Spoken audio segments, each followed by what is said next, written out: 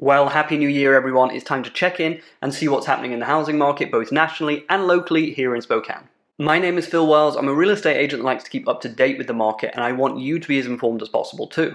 In this video we're going to look at national pending home sales, we'll look at mortgage rates as well as mortgage application rates before looking at the Spokane market itself.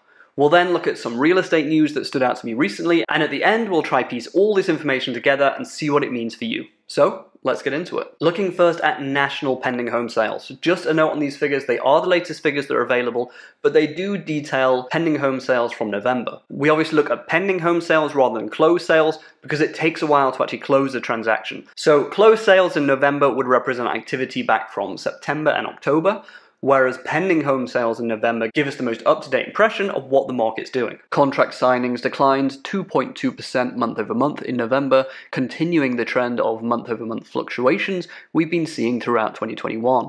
Year-over-year contract signings declined 2.7%, which represents 6 consecutive months of year-over-year sales declines. Where I am in the Western region, sales declined 2.2% in November and they declined 4.6% from the prior year. According to the National Association of Realtors chief economist, there was less pending home sale action this time around, which I would describe to low housing supply, but also to buyers being hesitant of home prices. While I expect neither a price reduction nor another year of record pace price gains, the market will see more inventory in 2022, and that will help some consumers with affordability. He notes that housing demand continues to be high, explaining that homes placed on the market for sale go from listed status to under contract in approximately 18 days. If you're watching in the Spokane market, then it's a lot lower than 18 days right now. Buyer competition alone is unrelenting, but home seekers have also had to contend with the negative impacts of supply chain disruptions and labor shortages this year. These aspects, along with the exorbitant prices and a lack of available homes, have created a much tougher buying season. Again, supply is largely to blame here. Eventually, something is going to have to give to correct this imbalance. We can't just keep bidding up and up and up on homes. Eventually, the multiple of income to home price will reach such a level that homes will become unaffordable for most people. A recent article from CNBC highlighted exactly this, and I'll leave a link to this in the description to the video. I am encouraged by what this economist said about 2022 holding more inventory, but this low inventory does remain somewhat of a mystery. We have roughly the same number of people and roughly the same number of homes available, so what's causing this blockage or supply shortage in the market? I personally believe that it's interest rates. I believe interest rates are a double-edged sword.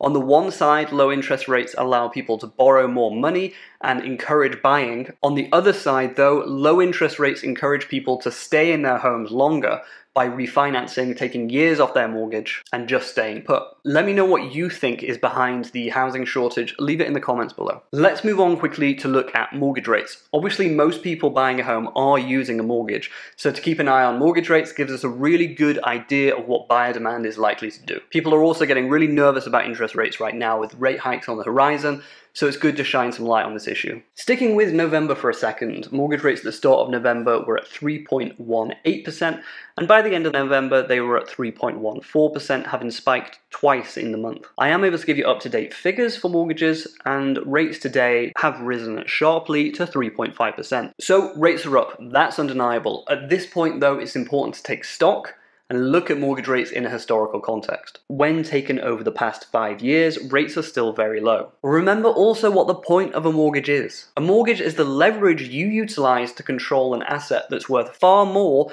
than the money you put down to buy it. This means you're getting appreciation on a much larger amount, which in turn means that your wealth can grow in a much quicker way than it otherwise would. Remember too that if you lock in a 3.5% 30-year fixed mortgage now, your payment isn't changing for the life of the loan. No BS rental increases to keep up with the cost of living. What you pay in 2022 is what you're going to pay in 2052. And also remember, you're not stuck with this loan. You can pay additional payments on your principal, reducing the amount of interest you'll pay over the life of the loan. You can also refinance at a later date if lower interest rates come up again in the future. Sticking with mortgages for a second and looking at mortgage application rates. This is a huge leading indicator for the overall housing market because it doesn't matter what rates are if nobody's actually applying for a loan after all. So let's head over to the Mortgage Bankers Association, the MBA, and see what the experts have to say. We're no longer looking at November now. This organization publishes figures weekly, so we're able to get a really good up-to-date impression of what mortgage applications are looking like. Mortgage rates continued to creep higher over the past 2 weeks as markets maintained an optimistic view of the economy. The 30-year fixed rate increased 6 basis points to 3.33%.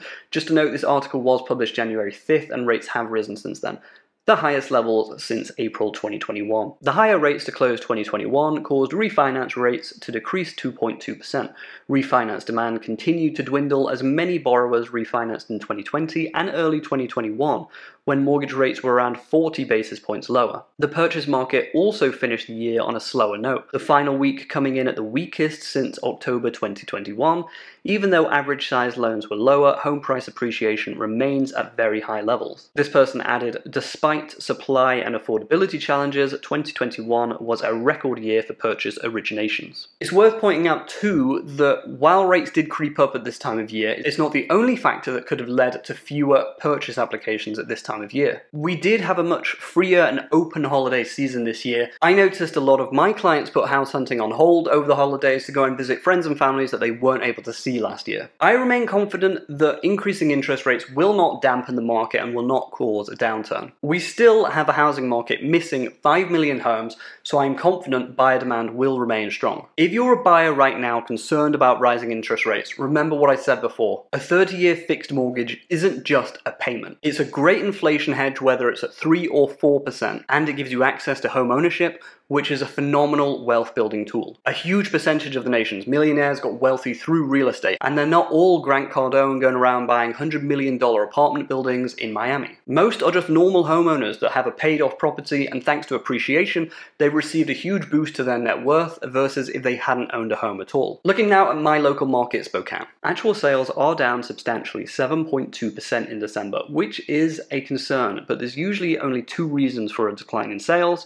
1, there's fewer homes to buy, or 2, no one wants to buy a home. And we can see further down on this report that new listings are down 14.5%, and inventory is down to an 11-day supply, down from 18 days worth of supply last month. Median home prices continue to move up rapidly, suggesting continued strong buyer demand. The National Association of Realtors expects home prices to level off in 2022, but that is across the nation as a whole. However, projections from Realtor.com place Spokane as the 3rd hottest real estate market in the United States for 2022. So I would expect that we'll continue to see double-digit median price growth well into 2022. If you're thinking about selling your home right now, you have a great window of opportunity to list your home. Not only will you catch the New Year, New Home crowd, but you'll also be one of only a handful of similar homes on the market, meaning that your home will probably attract outsized attention at this time, meaning that you'll likely get a handsome premium for your home if you do list. If you're a buyer, it's a little rough out there right now, I'm just being honest. Come up with a good strategy, move quickly, and you'll get there. Now, I wanted to try and get some more context about the real estate market by looking at a few news articles. The first article I wanted to discuss is very topical for this time of year. It's the new year, and a lot of people's New Year's resolution is to buy a home in 2022. For a lot of those people, this will be the first home they buy.